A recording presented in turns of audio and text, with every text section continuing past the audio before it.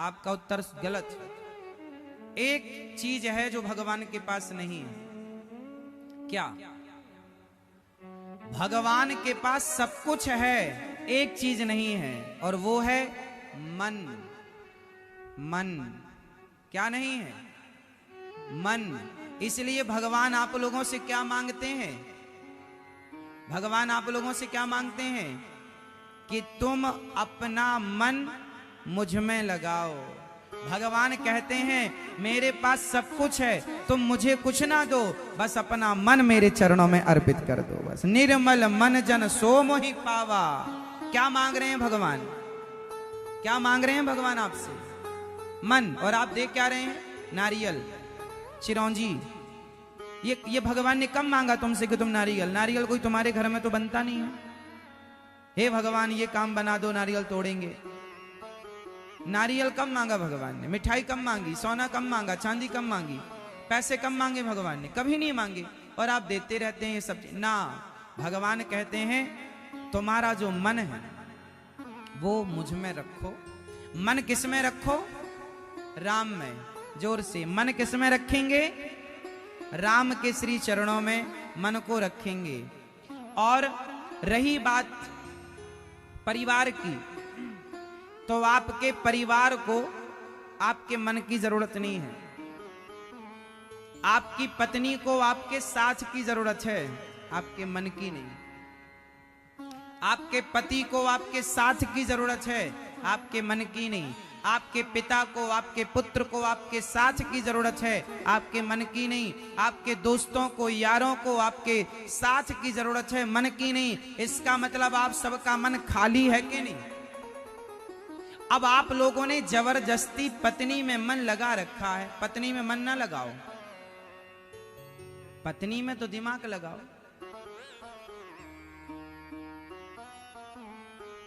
पत्नी के साथ अच्छा व्यवहार करो, पति के साथ अच्छा व्यवहार करो। पति में दिमाग, पति को दिमाग में रखो, पत्नी को दिमाग में रखो। इनसे अच्छा व्यवहार करो। मैं आपसे अच्छा व्यवहार कर रहा हूं, मैं आप में मन नहीं लगाऊंगा, क्योंकि मन में आप में लगाऊंगा तो फिर भगवान में क्या लगाऊंगा?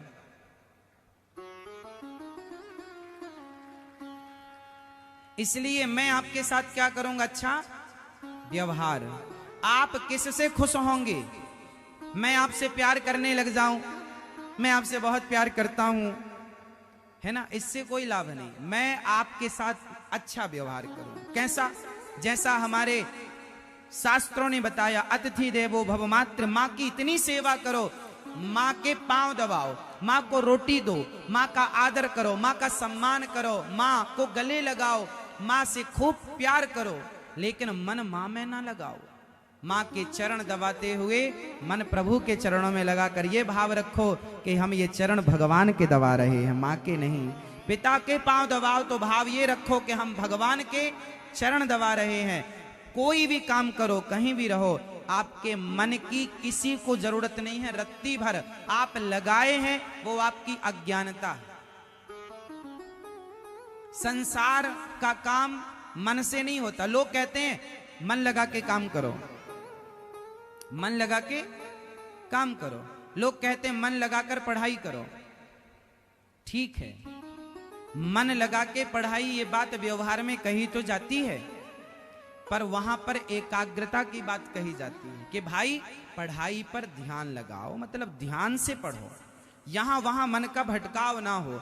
कुल मिलाकर ये समझ लीजिएगा कि मन की एकाग्रता हर समय आपका साथ देगी। इसलिए मन एकाग्र कब होगा? जब भगवान के चरणों में लगाओगे।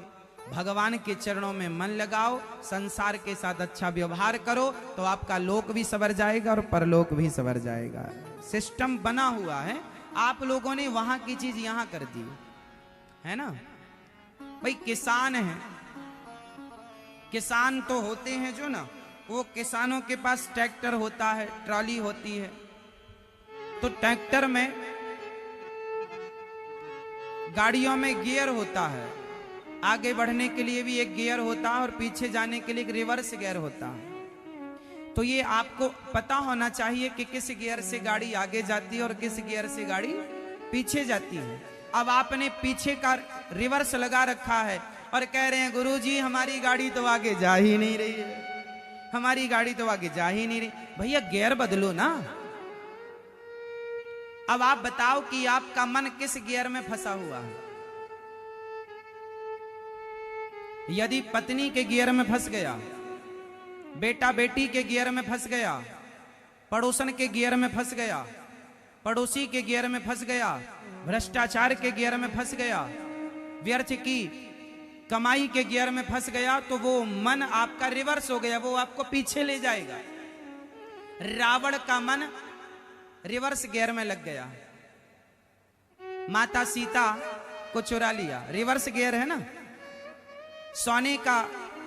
सोने की लंका में रहने वाला रावण का जब रिवर्स गियर लगा तो गाड़ी आगे गई कि पीछे आ गई? बोलो बोलो। जिस रावण से देवता थर थर कांपते थे, कर जोरे सुरदिशिप विनीता भ्रकुटी बिलोकत सकल सभीता, वो रावण जिसका डंका बजता था इंद्र के पास स्वर्ग में, वो रावण उसके घर में रहा ना को कुल रो बनिहारा, कोई रोने वाला नहीं बचा। क्योंकि किस गियर में उसका मन फंस गया? रिवर्स। बोलो हाँ, रिवर्स में गया। तो आपका मन किस गियर में लगा है? पत्नी में लगेगा, पति में लगेगा, परिवार में लगेगा तो ये रिवर्स ले जाएगा, और भगवान में लग जाएगा। विभीषण का मन भगवान में लगा तो घास की झोपड़ी में रहने वाले विभीषण को लंका का राजा बना दिया मेरे राम ने। ये आगे का गियर 5 नंबर पे चल रही गाड़ी।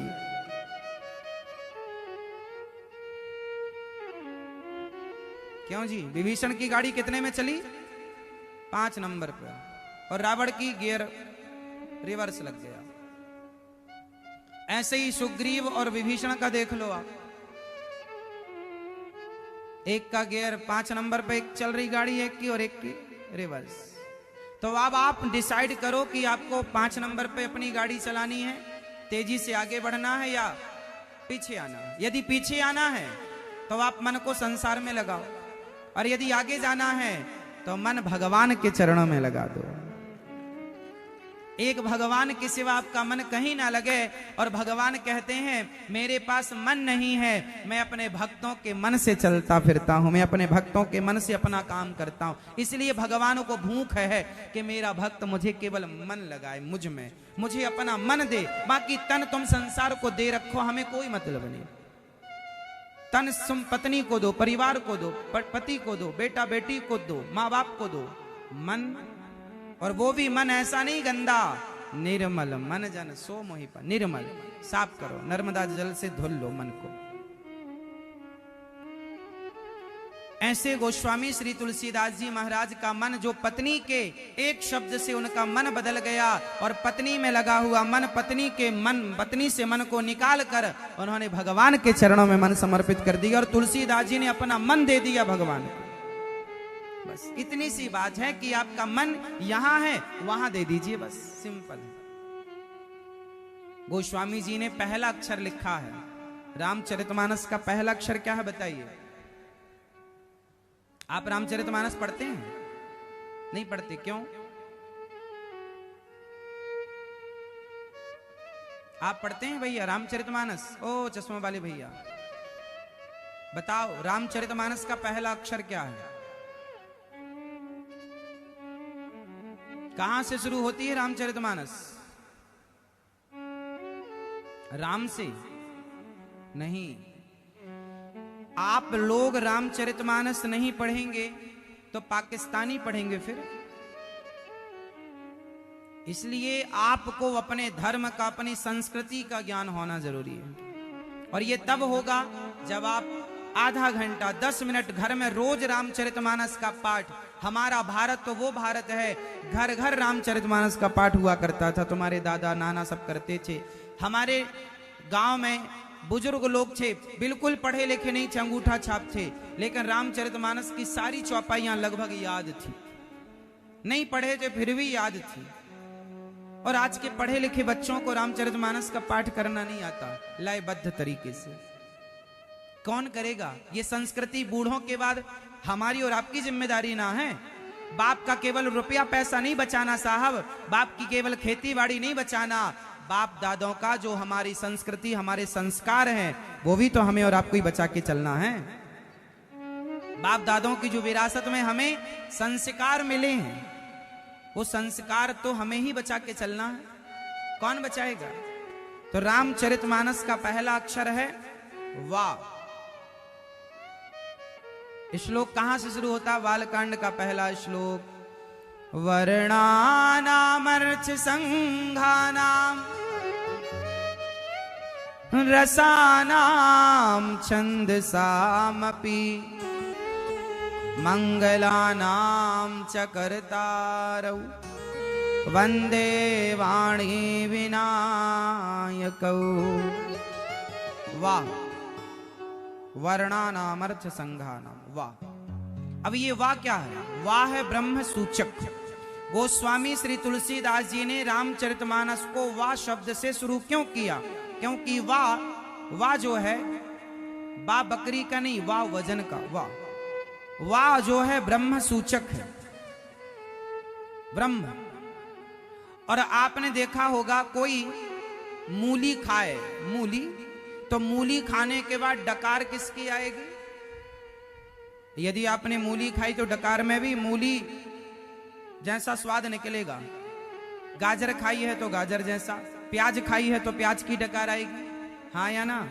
तो जो अंदर होता है वही आदमी डकारता है, वही निकलता है। तो गोस्वामी श्री तुलसीदास जी के अंदर ब्रह्म समाये हैं, राम समाये हैं, इसलिए ब्रह्म सूचक शब्द उनके मुख से पहले निकल रहे हैं। वर्णानाम अर्थ संघानाम, क्योंकि ब्रह्म उनके भीतर है, ईश्वर उनके भीतर है, तो जो अंदर है वही तो डकार से बाहर आएगा। वाह, तो वाह शब्द जो है ब्रह्म सूचक माना गया। वाह, तो वर्णानाम अर्थ संघानाम। गोस्वामी श्री तुलसीदास जी कहते हैं अक्षरों, अर्थ समूहों, रसों और छंदों की मैं वंदना करता हूं। शब्दों की वंदना कर रहे हैं गोस्वामी जी, यहां से शुरू, शब्दों की वंदना। शब्दों की वंदना, शब्दों की वंदना का तात्पर्य क्या है? आप लोग दिन भर बोलते हैं, बताइए आप दिन भर में कितने शब्द बोलते होंगे? आप लोग कितने शब्द बोलते होंगे?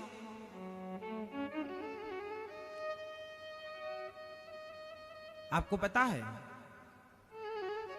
हजारों शब्द आप रोज बोल। जैसे आपने 1 घंटा पड़ोसन या पड़ोसी के संग बैठ के चुगली करे, रे क्या था उनका, सब कैसा चल रहा है, तो कैसा चल रहा है, इतने ही में 7 अक्षर हो गए।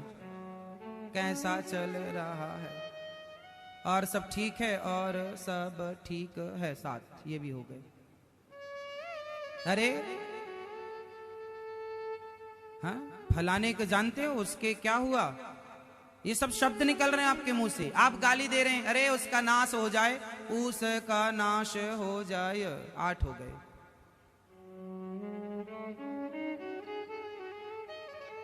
आठ हो गए।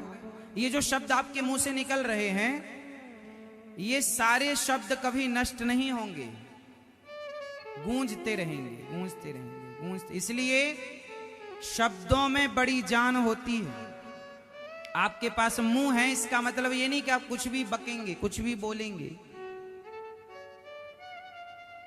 कुछ भी नहीं साहब। शब्द संभाल के बोलिए, शब्द के हाथे ना पाओ। एक शब्द औषधि करे और एक शब्द करे घाव। शब्दों में बड़ी जान होती है। बताओ, शब्दों से युद्ध हो जाता है। मैं तुझे देख लूंगा, मैं तुझे देख लूंगा, 7। आप कह दीजिए किसी को, सामने वाला पलट के कहेगा, क्या देख लेगा, देख मैं खड़ा हूं। तो ये शब्दों से लड़ाई हो गई कि नहीं, हुआ या ना? तो शब्दों में बड़ी जान होती है साहब। इन्हीं से आरती, अरदास और अजान होती है। यही समंदर के वह मोती हैं जिससे इंसानों की इंसानों को पहचान होती है। इसलिए शब्दों को जरा संभाल कर बोलना चाहिए। शब्द, एक शब्द से महाभारत हो गया। बताओ वो कौन से शब्द थे जिन शब्दों से महाभारत हुआ था? बताओ, आप बताओ। हाँ, द्रौपदी ने कह दिया अंधों के अंधे होते हैं, अंधों के अंधे होते हैं। 8 अक्षर।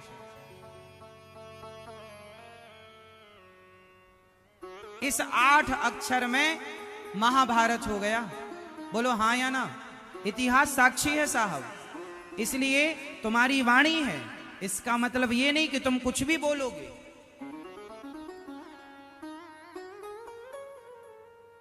किसी को आप गोली मार दो ना तो गोली का घाव भर जाता है, भर जाते हैं वो घाव जो बनते हैं गोली से, पर वो घाव नहीं भरते जो बनते हैं कड़वी बोली से। शब्दों में बड़ी जान होती है साहब। 8 अक्षरों में महाभारत हो गया।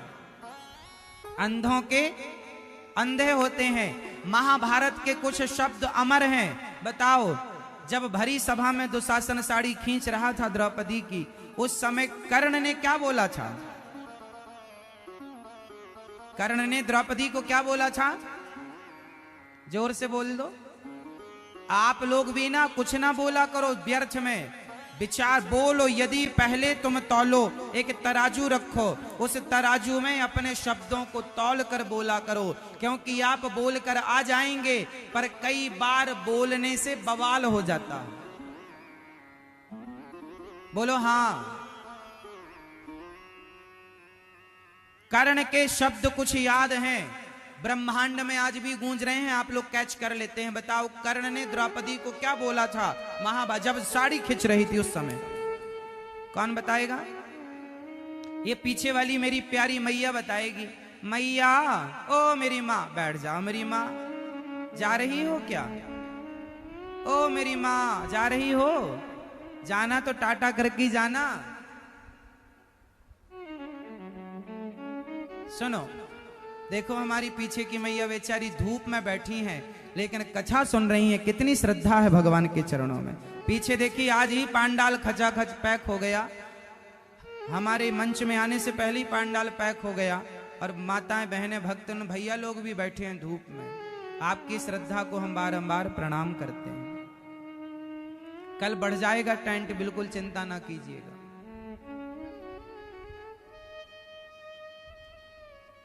कर्ण ने क्या बोला था? कर्ण ने कहा था, द्रौपदी तेरे तो 5 पति हैं, एक मुझे भी बना ले। जैसे 5 वैसे ही 6, जैसे 5 वैसे 6, 7 अक्षर हो गए। जैसे 5 6, बस इतनी सी बात थी। कर्ण ने कह दी।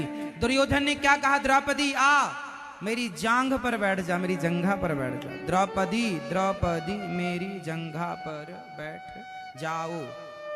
हो गए 13 अक्षर हो गए। अर्थ क्या निकला? आज भी ये अक्षर गूंज रहे हैं। इसलिए गोस्वामी तुलसीदास जी सबसे पहले अक्षरों को प्रणाम करते हैं कि हे सरस्वती माँ, मेरी वाणी से ऐसा कोई अक्षर ना निकल जाए जिससे समाज में किसी भी प्रकार की अशांति हो। हे प्रभु, ऐसी कृपा बनाए रखना कि मेरे शब्द जोड़ने वाले हों, मेरे शब्द तोड़ने वाले ना हों। मेरे शब्द सुई का काम करें, मेरे शब्द तलवारों का काम ना करें। इसलिए वर्णानाम अर्थ संघानाम रसानाम छंदसामपि मंगलानाम च कर्तारौ वंदे वाणी विनायकौ। शंकर जी को प्रणाम करते हैं। सीताराम गुणग्राम पुण्य अरण्य विहारिणौ, भगवान राम के चरणों को प्रणाम करते हैं। उद्भवस्थित संहार कारणीम क्लेशहारिणीम, जो उत्पत्ति पालन और संहार करने वाले हैं, सारे क्लेशों को हरने वाले हैं, ऐसे श्री सीता सहित राम को हम बारंबार प्रणाम करते हैं।